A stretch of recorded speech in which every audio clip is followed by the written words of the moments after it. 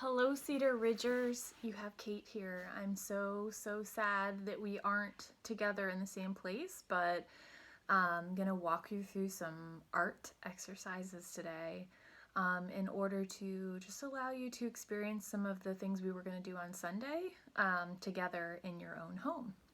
So first of all, you'll probably need to gather some things. I'm gonna walk you through what you'll need, and then you might just wanna pause this video and go grab that stuff. So I'm going to give you some examples. You're going to want some paper. Just plain white paper is fine. If you have something bigger than that, that's great. You might want some newsprint to put underneath in case you get a little messy.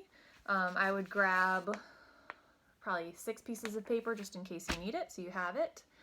And then I would grab a bunch of objects that you find from your house, whether that be things you find outside in your yard that you can trim off of bushes, or like this beautiful magnolia flower that I found in my front yard, which I'm very excited about, or things from your fridge.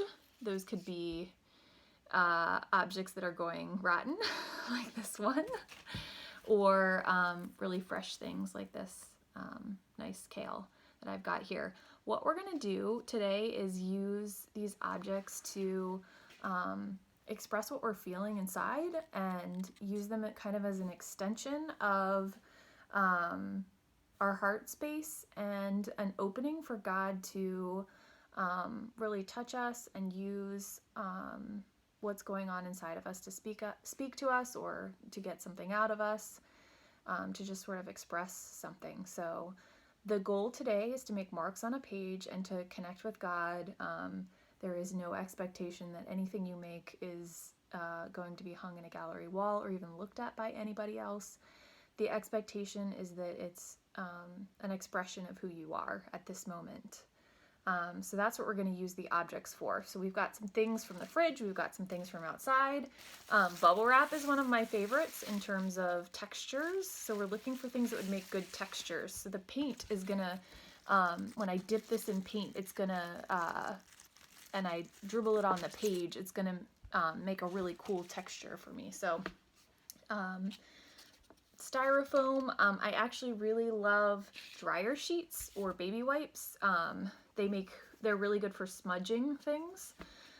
So just kind of walk around and see what you can find. I also found some bottle caps of different sizes that I'm going to use to stamp into the paint. So I'm using acrylic paint here. If you do not have acrylic paint, you can use probably a little bit of water and some like coloring, like food coloring. I think you could probably make paint, sort of a paint-like substance out of that. Now that you're not going to need a lot of it, I would do like a tablespoon of water and like a drop or two of food coloring or something should work fine for you. Or you could even take something like beets and put them in water, and that'll make it colored. But again, keep the color low. Or you could use watercolors if you have them at home. So grab whatever you've got, pause this video, and come back and meet me here with your paper. Okay, so once you're back, we're going to do a reflection today on, getting my supplies out. We're going to do a reflection today on rivers.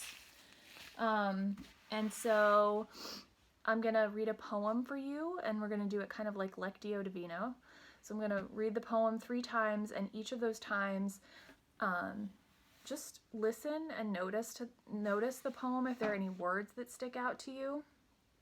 From there, I'll give you a reflection question if you'd like to use that instead of the poem. So I'm trying to give you a lot of different prompts, not to put stress on you, but more to just give you lots of opportunities to find something that connects with you so you feel less intimidated about the medium. Really, it's meant to be marks on a page like we learn as children. So that's the goal for today. I spent just a little bit about my art history. You can see some of my beautiful art in the background. I spent a lot of years, so I do design for work during the day, and I spent a lot of years making art at home that was like sewing and I don't know, jewelry and things like that, it was always with a purpose or a goal. And I realized that there's something really beautiful about using art as a form of expression to just in order to express myself.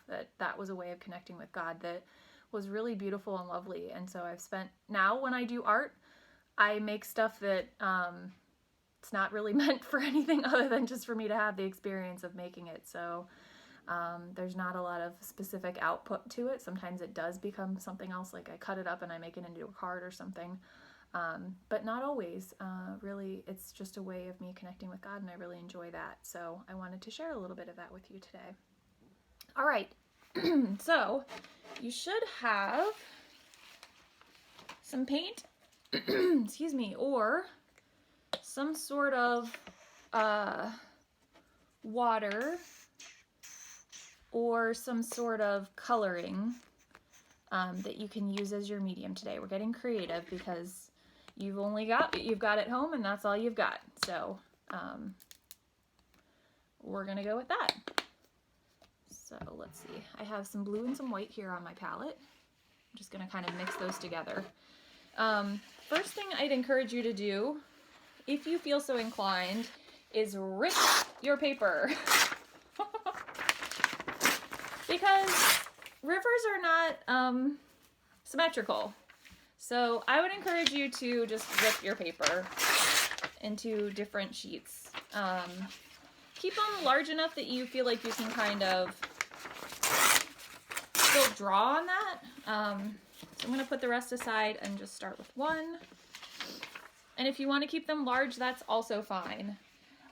So I'm going to read you a poem, and then I'm going to read you a prompt, and then you're going to see me take my supplies and make something for a few minutes. I'm going to ring a little bell for us, and we're going to do it over again because it's like 3 times where I'll read you the poem and then we'll make a piece of art after each one of them. So the rest of this video is really just for you to have a timer for your work to help you kind of move on so you don't spend too much time like worrying about what you're creating. If you want to paint while I'm reading, that's fine too. I'll try not to make it too long because, again, I think it should just be marks on a page that happen really quickly and easily. All right. This is a poem by Mary Oliver. It's called At the River Clarion. I don't know who God is exactly, but I tell you this. I was sitting in the river named Clarion on a water-washed stone, and all afternoon I listened to the voices of the river talking. Whenever the water struck a stone, it had something to say, and the water itself, and even the mosses trailing under the water. And slowly, very slowly, it became clear to me that what they were saying. Said the river I am part of, holiness. And I too, said the stone. And I too, whispered the moss beneath the river. I'd been to the river before a few times. Don't blame the river that nothing happened quickly. You don't hear such voices in an hour or a day. You don't hear them at all if selfhood has stuffed your ears, and it's difficult to hear anything through all the traffic, the ambition. All right, so your prompt for this one, if you didn't, if none of the words stuck out to you, or if you just want to use a different prompt. When you first step into the river, draw the feeling. So take whatever object you feel like resonates with that prompt. What is it like when you first step into the river? So dip it in your paint and make your mess.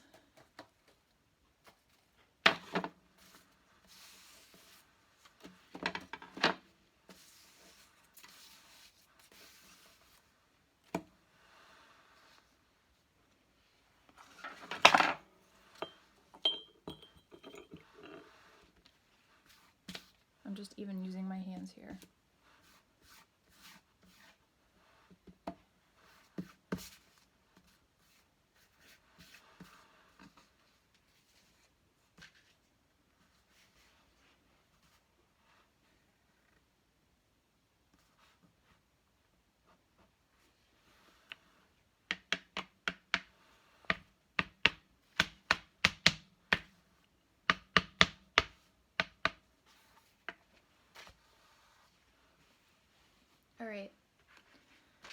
I'm going to read this again for you a second time. If you want to just listen for a word that stands out or put yourself into this situation, just kind of really feel it wash over you. I don't know who God is exactly, but I tell you this. I was sitting in the river named Clarion on a water-splashed stone, and all afternoon I listened to the voices of the river talking. Whenever the water struck a stone, it had something to say, and the water itself, and even the mosses trailing under the water. And slowly, very slowly, it became clear to me what they were saying. Said the river, I am part of holiness. And I too, said the stone. And I too, whispered the moss beneath the water. I'd been to the river before a few times. Don't blame the river that nothing happened quickly. You don't hear such voices in an hour or a day. You don't hear them at all if selfhood is stuffed to your ears. And it's difficult to hear anything anyway through all the traffic, the ambition. So if there was something that stuck out to you with that one, you're welcome to start making marks on a page. I'm going to take a new page, and if you'd like a different prompt, I'll give you one here. Draw the feelings you wish the river would wash away. Okay? So go ahead and do that for a minute.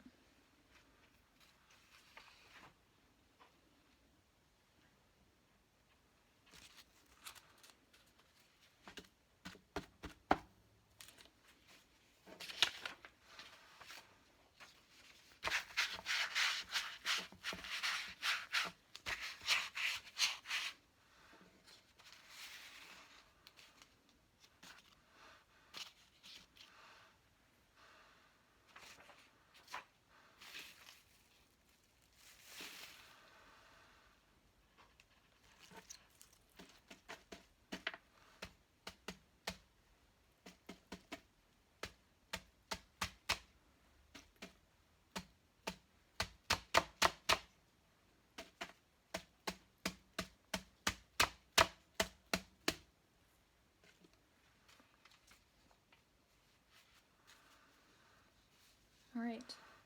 I'll do the third reading for us now. I don't know who God is exactly, but I tell you this.